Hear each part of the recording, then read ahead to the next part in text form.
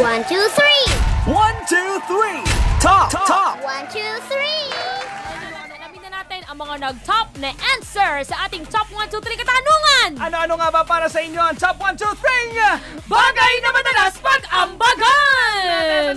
Pasok sa ating Top 3. Pasok sa ating top number 3, lalabs. Ito daw ang pamasahe!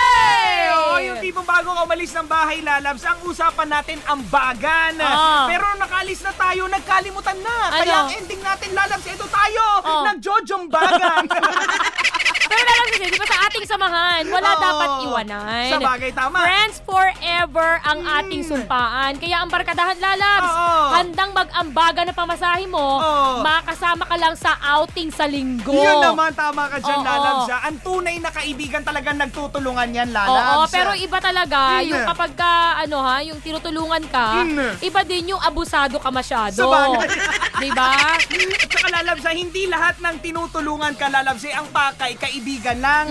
Yung iba kaya ka tinutulungan kasi gusto kang kaibiganin. At yung iba naman, lalabs, tinutulungan ka, lalabs, kasi gusto niya may kapalit. Sa bagay, diba? tama ka dyan, lalabs. Pero alam mo kung minsan, ito pa yung nagiging hudyat ng away, lalabs, sa UV, di ba? Yung tipo, sino magbabayad? Ako, ikaw. Pero alam mo, lalabs, sabi naman nila, naku, kung halimbawa meron kang jowang kuripot at kapag nagbayad sa jeep ay iisa lang, okay lang yun, lalabs.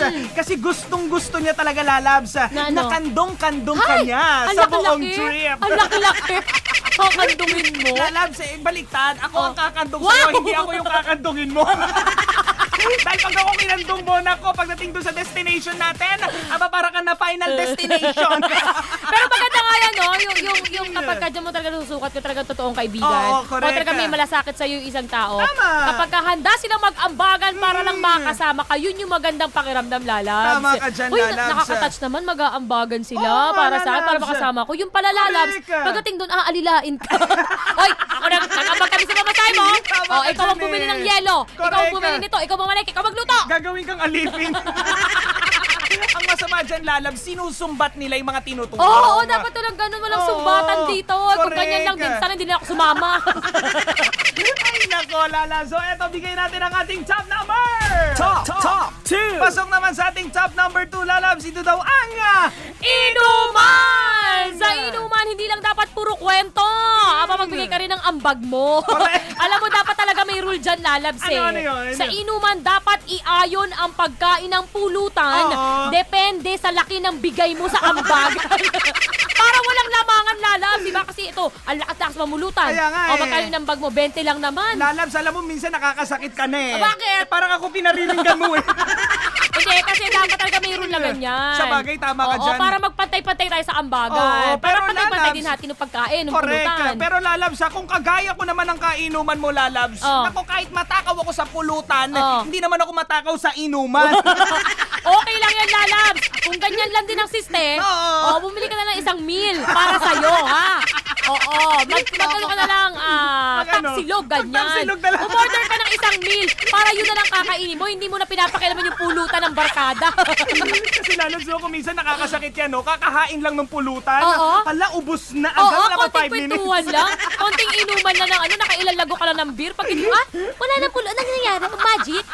Pero alam mo, lalabs, sabi nila ganyan daw talaga sa inuman. Lahat daw sharing.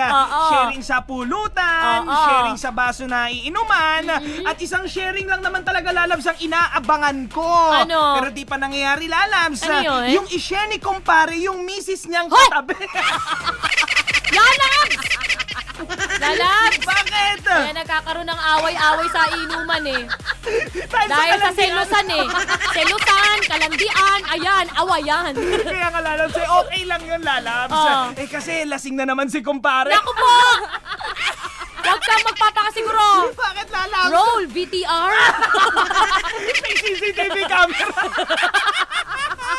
Ano ka, top number 1 na nga? Ito na, lalabs, this is it! Top 1! Pasok naman sa ating top number 1 bagay na madalas daw pag-ambagan, ito daw ang pagkain! Oo, lalabs, alam mo, pagdating sa pagkain, lalo na't marami akong nakain, lalabs, yung ambagan, para sa akin, maliit na bagay yan. Bakit? Pero lalabs, meron akong isang pagkain na ayaw bayaran at di ko naman natikman eh. Ano? Ano ba lasa ng service charge?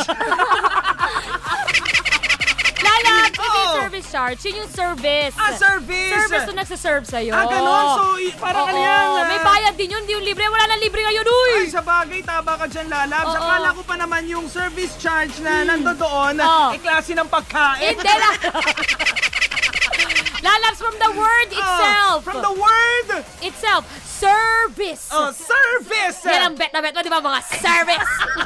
Service nga, ganyan. Lalabs, yan talaga ang bet ko. Lalo di ba, pag sa hosting, may service. Tama ka dyan. Sa pagpasa eskwela, may service. Correct. Tapos kapag ang driver mo, guwapo, yan ang magandang service.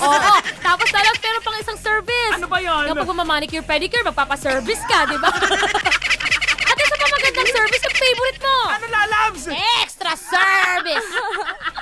Bakit? May extra service. Yung pag-manicure, pedicure, may kasamang food spa. Tama ka dyan. Yung iba na minamasahe ka pa. Sa lahat ng parte ng katawan mo. Huwag ka lang dyan. Ay, nakikinig ako. Pero makabalik tayo sa pagkain, Lalabs.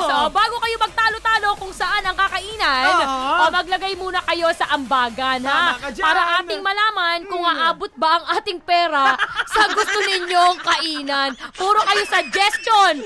Magkano lang naman ba ang ating naipon? Kaya nga, Lalabs. Ang dami sa, gusto ko dito sa buy one take one. Gusto ko dito sa eat all you can. Gusto ko dito sa Ali Rice. Gusto sa bottomless, mga ganyan. Ang daming gusto, Lalabs, no? Ang daming mga restaurant na gustong kainan, pero nauwi sa karinderya lang. Ang masama, ganyan eh. ang masama, Lalabs, nauwi sa tusok-tusok na lang. Halika, ito lang naabot ng ambagan natin. Kaya nga, masyado tayong mataas ang pangarap, pero wala naman tayong pera. Gusto nyo pa ng buffet? Dito tayo, wali tayo budget. Buffet, wala namang budget. Kaya nga, Lalabs, kaya dapat umakting tayo, Lalabs, kung ano lang ang meron tayo. Kumilos ng ayon sa ambag. Tama ka dyan, Lalabs. Dahil kapag ikaw ay walang pag-ambag, nako, ikaw ay mag-jojombang.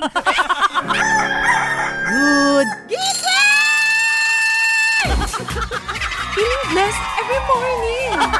Kulitan at harutan sa agahan. Morning Tina!